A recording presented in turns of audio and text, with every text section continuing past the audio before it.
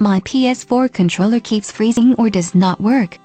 When the PlayStation 4 is first booting up, it may not connect wirelessly.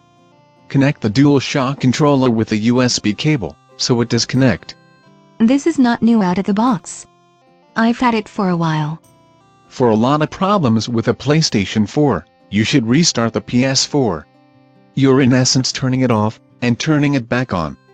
I have turned it off at least a few times, via the power button on the controller.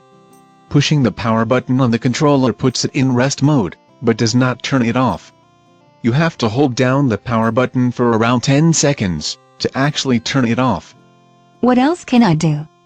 I'd suggest updating the system software. You can do that via the internet, a USB device if it won't connect to the internet or disk. It probably updates the software automatically. If you recently updated the software and the controller stopped working, select to restore the default settings.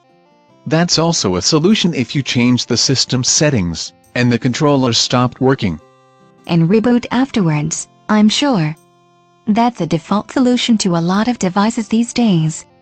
The most extreme solution is initializing the system and reinstalling the system software. That seems too extreme. Sometimes the controller freezes at random, and it is frustrating. If you're using a wireless connection for both the controller and the console and some other devices in the vicinity, the controller may be freezing, because there's too much competition for the bandwidth. So I need to tell someone else in the room not to use the Wi-Fi connection to surf the net. Or switch the console to a wired connection, so there's less interference for the controller's wireless connection. What else can I try? Try a different game.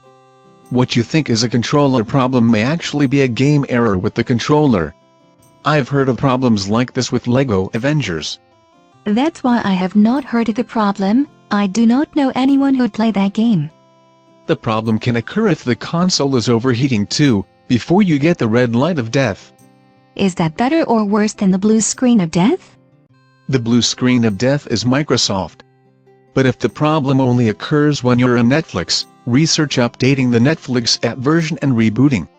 If in doubt, update and reboot everything. This does sound like Microsoft.